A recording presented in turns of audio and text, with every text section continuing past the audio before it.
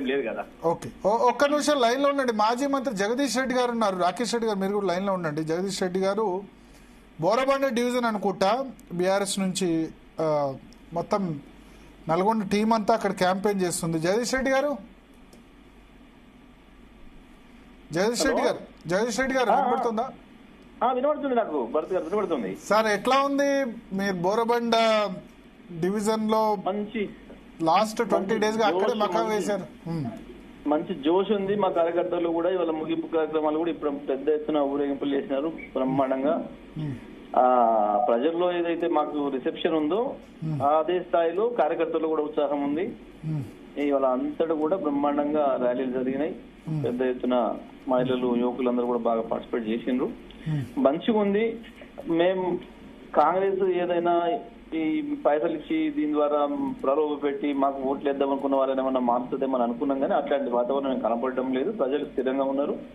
వాళ్ళు ఎన్ని పైసలు ఇచ్చినా, వాళ్ళు 5,000 ఇచ్చినా ఓటుకి ప్రజలు మారేటట్టు కనబడడం లేదు. అంటే అట్లాంటి సిచ్యువేషన్ అయితే కాంగ్రెస్ పంచట్లేదా? మీరు అన్నారు కాంగ్రెస్ ఏమైనా ప్రలోభ పెడుతుందని. ఇప్పటివరకు పెడుతుంది బ్రహ్మాండంగా బహిరంగంగానే చేస్తున్నారు, బహిరంగంగానే పంచుతున్నారు రోడ్ల మీదనే.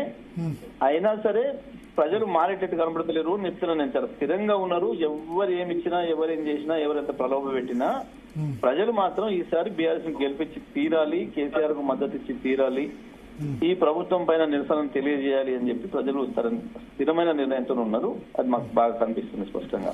బోరబండ డివిజన్ లాస్ట్ టైం ఎంత వచ్చింది sir? BRS majority last time 4,000 చిల్లర మెజారిటీ వచ్చింది. టోటల్ ఓట్స్ ఎన్ని సార్? మావి మొత్తం ఓట్లు 52,000.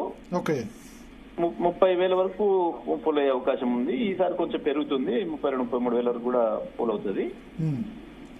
మా అంచనా ప్రకారం మేము ఒక 10,000 వరకు మెజారిటీ వస్తాం అనుకుంటున్నాం. 10,000 అయింది టోటల్ జూబ్లీహిల్స్ మెజారిటీ? ఓన్లీ బోరబండనేనా?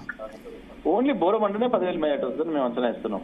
32,000లో పోలైన మీరే అంటారు. 32,000 పోలైతే దానిలో 10,000 మెజారిటీ బీఆర్ఎస్ కు వస్తుంది. అంటే దాదాపు బోరబండలో 60-65-70% బీఆర్ఎస్ కే పోల్ అయితే మరి ఉంది. ఆ విధంగా 60% బాగుంది. ఇప్పటివరకు వచ్చిన సర్వేలు కూడా అన్ని కూడా అట్లే చెప్పినాయి. అన్ని సర్వేలు మాక్సిమం అన్ని సర్వేలలో కూడా 50, 55, 60 ఆ రేంజ్ లో చెప్పినాయి. మాకు అక్కడ వాతావరణం కూడా అదే కనబడుతుంది. ఆ పరిస్థితి ఉంది.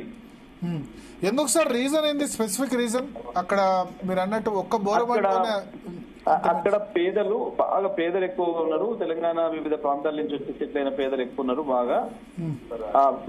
వాళ్ళందరికీ కూడా కేసీఆర్ గారు ఇచ్చిన సంక్షేమ పథకాలే తప్ప ఇక ఈ ప్రభుత్వం వచ్చిన తర్వాత ఒక పైసా కూడా ఏమీ జరగలేదు, పని జరగలేదు.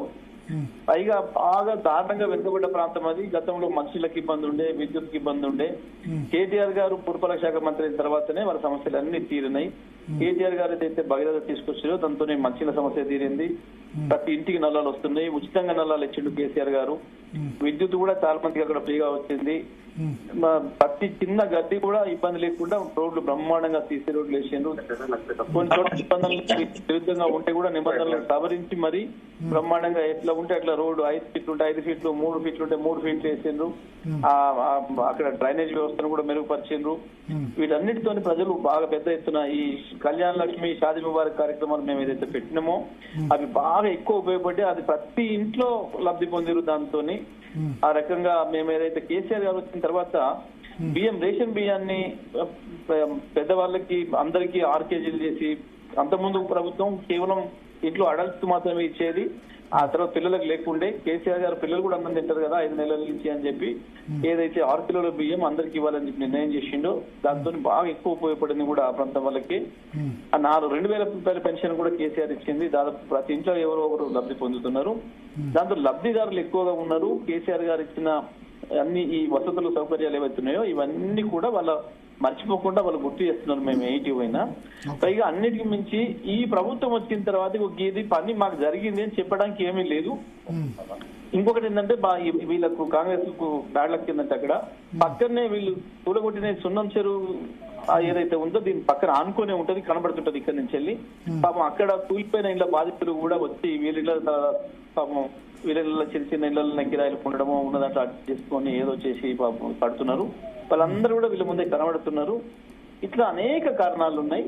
ఈ ప్రభుత్వం వచ్చిన తర్వాత మంచి ఏం చేయలేదు, నష్టమే చేసింది తప్ప పేదలకి కూలగొట్టింది.